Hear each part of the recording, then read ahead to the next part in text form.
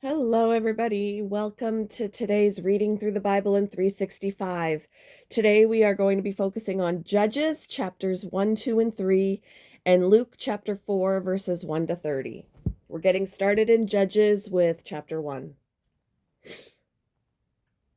After the death of Joshua, the Israelites asked the Lord which tribe should go first to attack the Canaanites. The Lord answered, Judah, for I have given them victory over the land. The men of Judah said to their relatives from the tribe of Simeon, Join with us to fight against the Canaanites living in the territory allotted to us. Then we will help you conquer your territory. So the men of Simeon went with Judah. When the men of Judah attacked, the Lord gave them victory over the Canaanites and Perizzites, and they killed 10,000 enemy warriors at the town of Bezek. While at Bezek, they encountered King Adoni-Bezek and fought against him, and the Canaanites and Perizzites were defeated. Adoni-Bezek escaped, but the Israelites soon captured him and cut off his thumbs and big toes. Adoni-Bezek said, I once had 70 kings with their thumbs and big toes cut off, eating scraps from under my table. Now God has paid me back for what I did to them. They took him to Jerusalem, and he died there. The men of Judah attacked Jerusalem and captured it, killing all its people and setting the city on fire. Then they went down to fight the Canaanites living in the hill country, the Negev, and the western foothills. Judah marched against the Canaanites in Hebron, formerly called Kiriath Arba, defeating the forces of Shishai, Ahiman, and Talmai.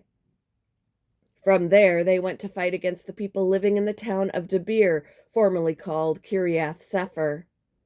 Caleb said, I will give my daughter Achsah in marriage to the one who attacks and captures Kiriath Sepher. Othniel, the son of Caleb's younger brother, Kenaz, was the one who conquered it, so Achsah became Othniel's wife. When Achsah married Othniel, she urged him to ask her father for a field. As she got down off her donkey, Caleb asked her, What's the matter? She said, Let me have another gift. You have already given me land in the Negev. Now please give me springs of water, too. So Caleb gave her the upper and lower springs. When the tribe of Judah left Jericho, the city of palms, the Kenites, who were descendants of Moses' father-in-law, traveled with them into the wilderness of Judah. They settled among the people there, near the town of Arad in the Negev. Then Judah joined with Simeon to fight against the Canaanites living in Zephath, and they completely destroyed the town. So the town was named Hormah. In addition, Judah captured the towns of Gaza, Ashkelon, and Ekron, along with their surrounding territories. The Lord was with the people of Judah, and they took possession of the hill country. But they failed to drive out the people living in the plains, who had iron chariots. The town of Hebron was given to Caleb as Moses had promised, and Caleb drove out the people living there, who were descendants of the 3 sons of Anak. The tribe of Benjamin, however, failed to drive out the Jebusites who were living in Jerusalem. So to this day, the Jebusites live in Jerusalem among the people of Benjamin. The descendants of Joseph attacked the town of Bethel, and the Lord was with them.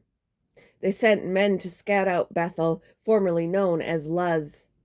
They confronted a man coming out of the town and said to him, Show us a way into the town, and we will have mercy on you. So he showed them a way in, and they killed everyone in the town except that man and his family. Later, the man moved to the land of the Hittites, where he built a town. He named it Luz, which is its name to this day.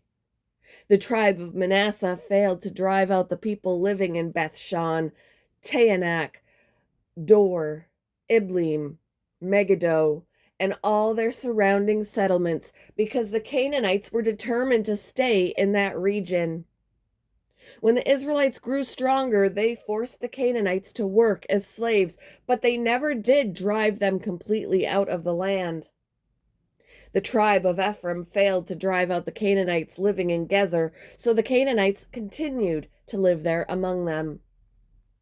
The tribe of Zebulun failed to drive out the residents of Kitron and Naalol, so the Canaanites continued to live among them. But the Canaanites were forced to work as slaves for the people of Zebulun.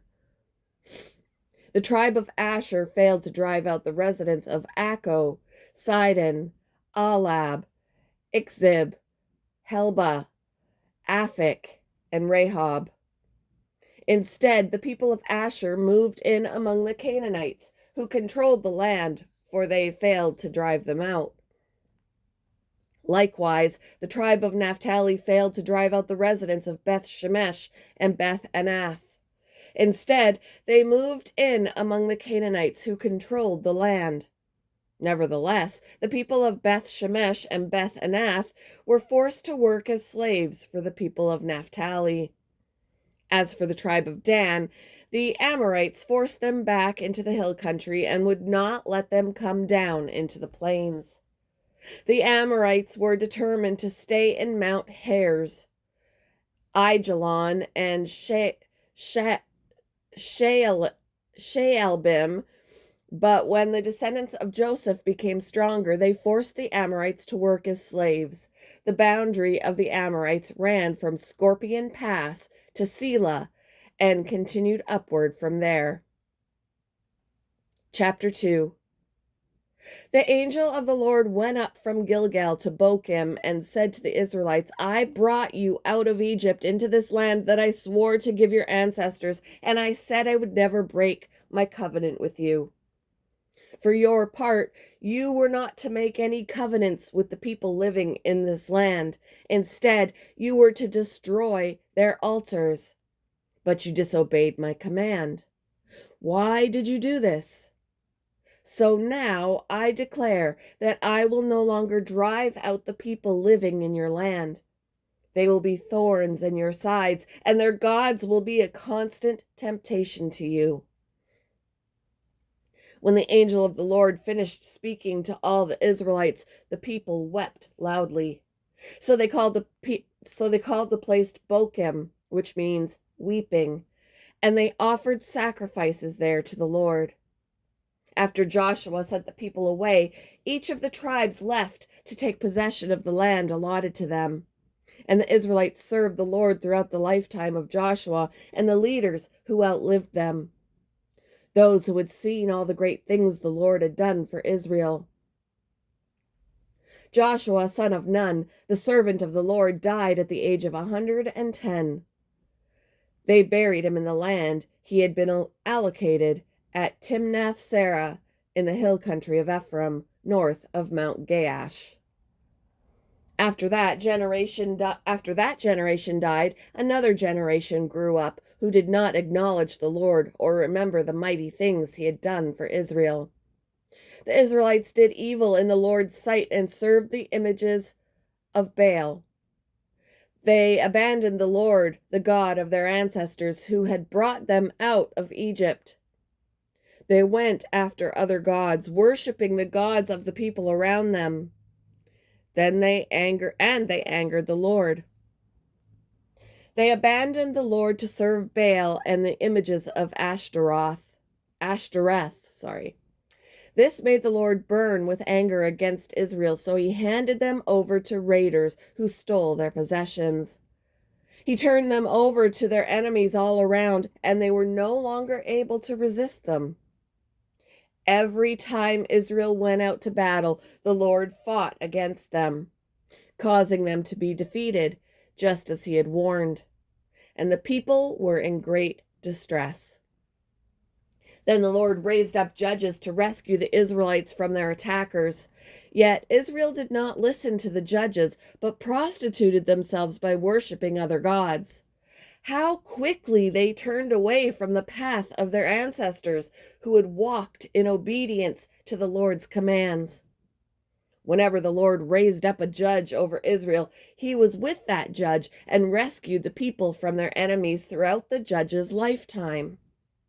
For the Lord took pity on his people who were burdened by oppression and suffering. But when the judge died, the people returned to their corrupt ways, behaving worse than those who had lived before them. They went after other gods, serving and worshiping them, and they refused to give up their evil practices and stubborn ways. So the Lord burned with anger against Israel. He said, "Because these people have violated my covenant, which I made with their ancestors, and have ignored my commands, I will no longer drive out the nations that Joshua left unconquered when he died. I did this to test Israel, to see whether or not they would follow the ways of the Lord as their ancestors did. That is why the Lord left those nations in place. He did not quickly drive them out or allow Joshua to conquer them all." Chapter 3. These are the nations that the Lord left in the land to test those Israelites who had not experienced the wars of Canaan. He did this to teach warfare to generations of Israelites who had no experience in battle. These are the nations: the Philistines, those living under the 5 Philistine rulers, all the Canaanites, the Sidonians, and the Hivites, living in the mountains of Lebanon from Mount Baal Hermon to Lebo Hamath. These people were left to test the Israelites, to see whether they would obey the commands the Lord had given to their ancestors through Moses. So the people of Israel lived among the Canaanites, Hittites, Amorites, Perizzites, Hivites, and Jebusites, and they intermarried with them. Israelite sons married their daughters, and Israelite daughters were given in marriage to their sons, and the Israelites served their gods. The Israelites did evil in the Lord's sight. They forgot about the Lord their God, and they served the images of Baal and the Ashtoreth poles. Then the Lord burned with anger against Israel, and he turned them over to King Cushan-Rishathaim of Aram Naharaim. And the Israelites served Cushan-Rishathaim for 8 years. But when the people of Israel cried out to the Lord for help, the Lord raised up a rescuer to save them. His name was Othniel, the son of Caleb's younger brother, Kenaz. The Spirit of the Lord came upon him, and he became Israel's judge. He went to war against King Cushan-Rishathaim of Aram, and the Lord gave Othniel victory over him. So there was peace in the land for 40 years. Then Othniel, son of Kenaz, died. Once again the Israelites did evil in the Lord's sight, and the Lord gave King Eglon of Moab control over Israel because of their evil. Eglon enlisted the Ammonites and Amalekites as allies, and then he went out and defeated Israel, taking possession of Jericho, the city of palms, and the Israelites served Eglon of Moab for 18 years. But when the people of Israel cried out to the Lord for help, the Lord again raised up a rescuer to save them. His name was Ehud, son of Gera, a left-handed man of the tribe of Benjamin. The Israelites sent Ehud to deliver their tribute money to King Eglon of Moab. So Ehud made a double-edged dagger that was about 1 foot long, and he strapped it to his right thigh, keeping it hidden under his clothing. He brought the tribute money to Eglon, who was very fat. After delivering the payment, Ehud started home with those who had helped carry the tribute. But when Ehud reached the stone idols near Gilgal, he turned back. He came to Eglon and said, "I have a secret message for you." So the king commanded his servants, "Be quiet," and he sent them all out of the room. Ehud walked over to Eglon, who was sitting alone in a cool upstairs room. And Ehud said, "I have a message from God for you." As King Eglon rose from his seat, Ehud reached with his left hand, pulled out the dagger strapped to his right thigh, and plunged it into the king's belly. The dagger went so deep that the handle disappeared beneath the king's fat. So Ehud did not pull out the dagger, and the king's bowels emptied. Then Ehud closed and locked the doors of the room and escaped down the latrine. After Ehud was gone, the king's servants returned and found the doors to the upstairs room locked. They thought he might be using the latrine in the room, so they waited. But when the king didn't come out after a long delay, they became concerned and got a key. And when they opened the doors, they found their master dead on the floor. While the servants were waiting, Ehud escaped, passing the stone idols on his way to Seirah. When he arrived in the hill country of Ephraim, Ehud sounded a call to arms. Then he led a band of Israelites down from the hills. "Follow me," he said, "for the Lord has given you victory over Moab, your enemy." So they followed him. And the Israelites took control of the shallow crossings of the Jordan River across from Moab, preventing anyone from crossing. They attacked the Moabites and killed about 10,000 of their strongest and most able-bodied warriors. Not one of them escaped.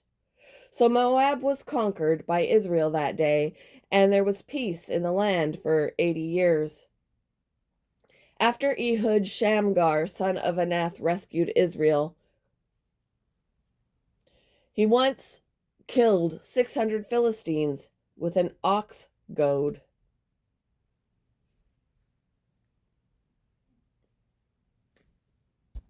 Moving on to Luke chapter 4, verses 1 to 30. Then Jesus, full of the Holy Spirit, returned from the Jordan River. He was led by the Spirit in the wilderness, where he was tempted by the devil for 40 days. Jesus ate nothing all that time and became very hungry. Then the devil said to him, "If you are the Son of God, tell this stone to become a loaf of bread." But Jesus told him, "No, the scriptures say people do not live by bread alone." Then the devil took him up and revealed to him all the kingdoms of the world in a moment of time. "I will give you the glory of these kingdoms and authority over them," the devil said, "because they are mine to give to anyone I please. I will give it all to you if you will worship me." Jesus replied, "The scriptures say you must worship the Lord your God and serve only him." Then the devil took him to Jerusalem, to the highest point of the temple, and said, "If you are the Son of God, jump off. For the scriptures say he will order his angels to protect and guard you, and they will hold you up with their hands, so you won't even hurt your foot on a stone." Jesus responded, "The scriptures also say you must not test the Lord your God." When the devil had finished tempting Jesus, he left him until the next opportunity came. Then Jesus returned to Galilee, filled with the Holy Spirit's power. Reports about him spread quickly through the whole region. He taught regularly in their synagogues and was praised by everyone. When he came to the village of Nazareth, his boyhood home, he went as usual to the synagogue on the Sabbath and stood up to read the scriptures. The scroll of Isaiah, the prophet, was handed to him. He unrolled the scroll and found the place where this was written: "The Spirit of the Lord is upon me, for he has anointed me to bring good news to the poor. He has sent me to proclaim that captives will be released, that the blind will see, that the oppressed will be set free, and that the time of the Lord's favor has come." He rolled up the scroll, handed it back to the attendant, and sat down. All eyes in the synagogue looked at him intently. Then he began to speak to them. "The scripture you've just heard has been fulfilled this very day." Everyone spoke well of him and was amazed by the gracious words that came from his lips. "How can this be?" they asked. Isn't this Joseph's son? Then he said, You will undoubtedly quote me this proverb, Physician, heal yourself, meaning, do miracles here in your hometown like those you did in Capernaum. But I tell you the truth. No prophet is accepted in his own hometown. Certainly, there were many needy widows in Israel in Elijah's time, when the heavens were closed for 3.5 years and a severe famine devastated the land. Yet Elijah was not sent to any of them. He was sent instead to a foreigner, a widow of Zarephath in the land of Sidon. And many in Israel had leprosy in the time of the prophet Elisha, but the only one healed was Naaman, a Syrian. When they heard this, the people in the synagogue were furious.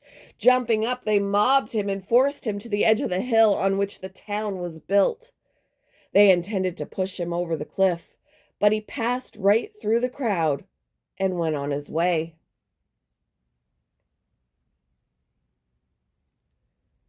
Thank you for joining me for today's reading through the Bible in 365. I hope you all have a wonderful Friday, and I will see you in the next one, guys.